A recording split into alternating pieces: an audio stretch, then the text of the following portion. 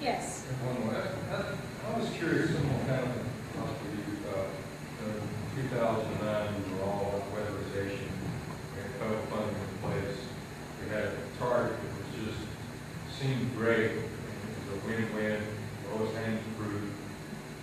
At a community college level, we're all gearing up, and then in the first year, it's less than 5% of the target projected homes that were weatherized.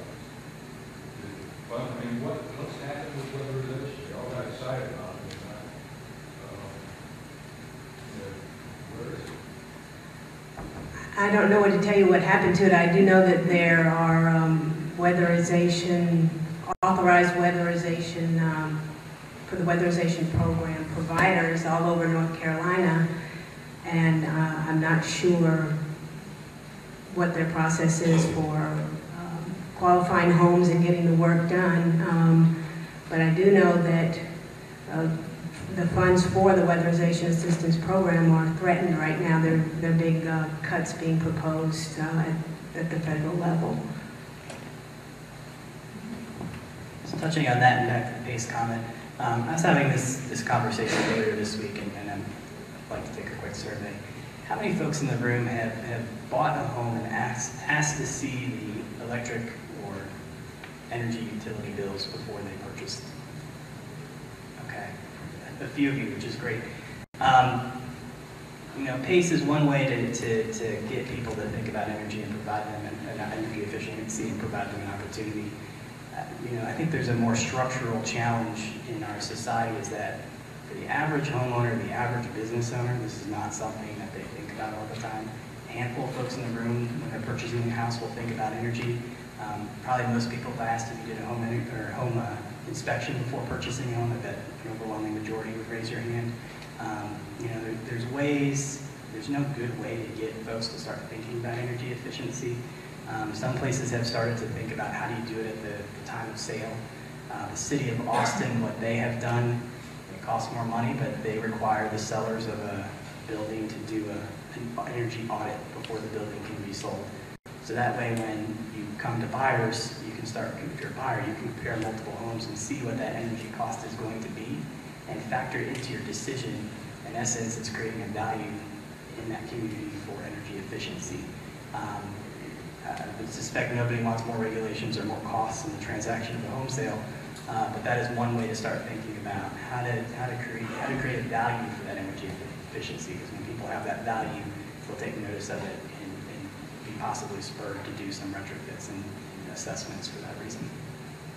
Well, do you have you in CSEA or any other folks in the county have any tools that allow residents to compare energy use, so that it's one thing to look at the electrical bills or whatever, but if you don't know if those are good or bad or somewhere average, it's not clear what to do about it once you do get that information. A good place to start is the utility provider.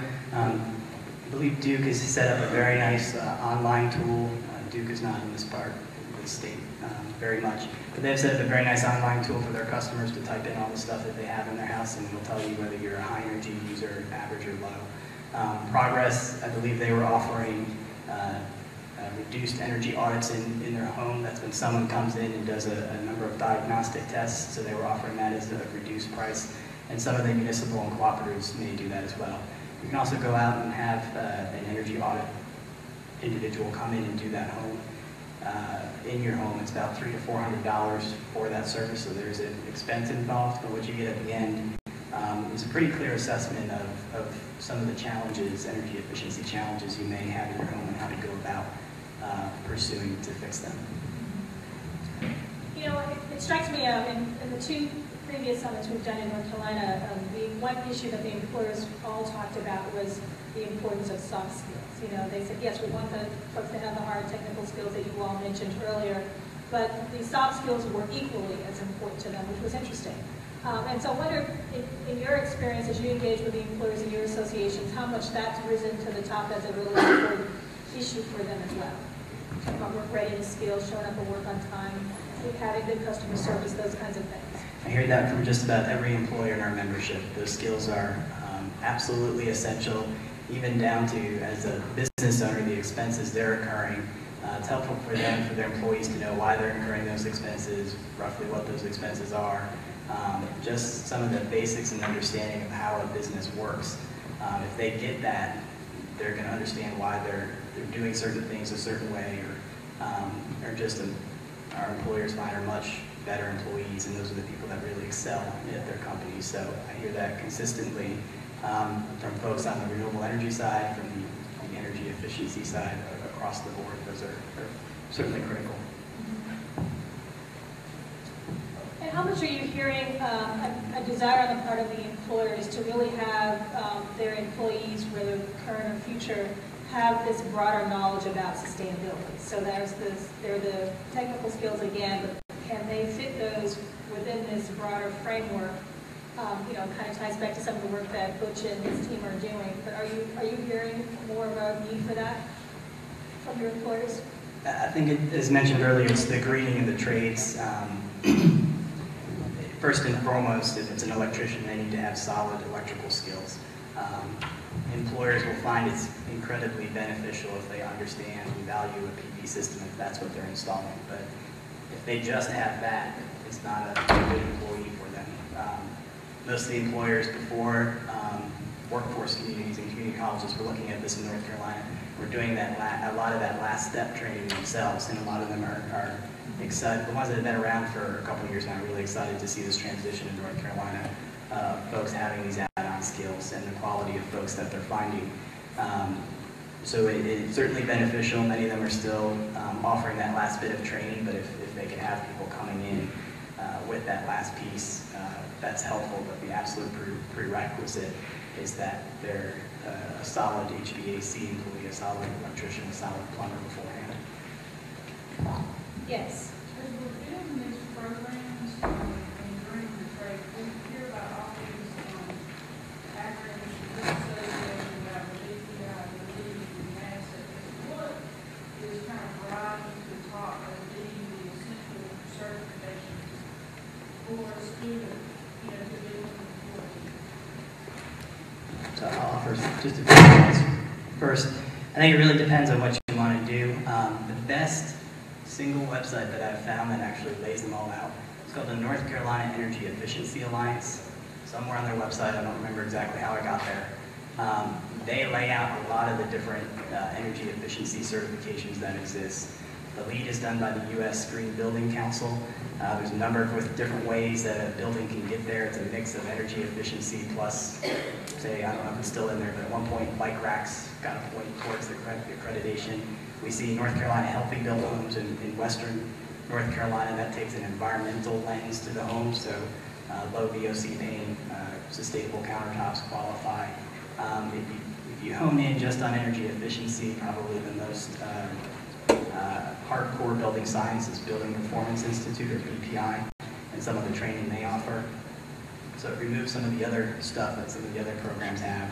And here in eastern North Carolina, there is 3 teams that receive federal funding to offer BPI training for free for a lot of folks. Lumber River, there's I believe Pitt Community College is participating with the Workforce Board that received this money and has a BPI accreditation now, and then also some up in the Northeast. So we're seeing a lot of that training being delivered in this region, but it is certainly confusing, and it depends what you want to achieve at the end. Paul, can I interject just a little bit?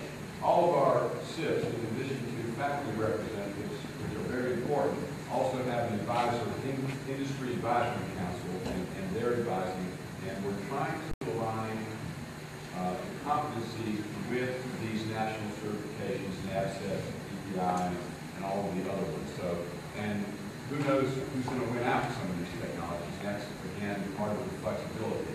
But creating curricula that would enable a student to get these nationally recognized certifications is part of what we're trying to achieve. And that's at the price of our industry advisory council. Yeah, I think that too. I think the best certifications are the ones that clearly identify the skills they associate with the certification. So it's not just you're going to, they can identify the skills that someone needs to get the certification.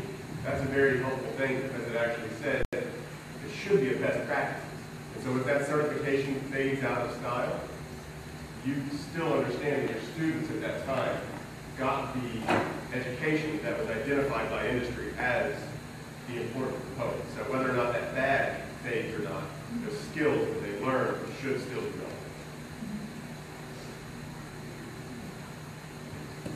Yes, sir. Gloria, you said the jobs are in solar. My question is, what kind of solar? I've listened to a lot of talks about, don't go to TV. The economics on there for TV, they're in solar currently. Yet, I know our school and a lot of others, like I said, trains on TV. Well, the folks who are involved in solar installations in Wilmington, I would say probably most of their work is the solar hot water. But there are PV installations happening in Wilmington as well. But I think the solar hot water is one of those price points that's more affordable to the average homeowner. Okay, so I have one final question as we close out this discussion, and it's about how your employers are helping to build the skills of their current and future workforce now. To what extent they're working with community colleges, and what advice would you give to this group of colleges about how better to work with employers to help meet their skilled labor needs? Do you have any sense of that? I'll answer it. Again, it's sort of a future thing. So, you know, we don't know who the developer is that's going to build down here. We don't know who the turbine manufacturer is yet. But once those people are identified, you can bet that they are going to want to be very involved in workforce development, particularly the manufacturers and the construction trades. So, again, I'd just say keep an eye on what's happening, and when those folks start rising to the surface, get in front of them. And the one thought I have, and I heard it's being done already, is engage industry in this process. Knowing what they need, those soft skills that come out, that type of insights can be useful in making sure that when someone comes out, the amount of training an employer may need to do is very minimal. So it can be difficult finding folks like Maria Kingery's of the Southern Energy Management. You need someone who has the time, ability, and passion to contribute that service, and that can be difficult. But when you do find those folks, hang on to them and really engage them, because they can be great assets for the work we're doing. Great. Any closing comments? Well, please join me in thanking our panelists for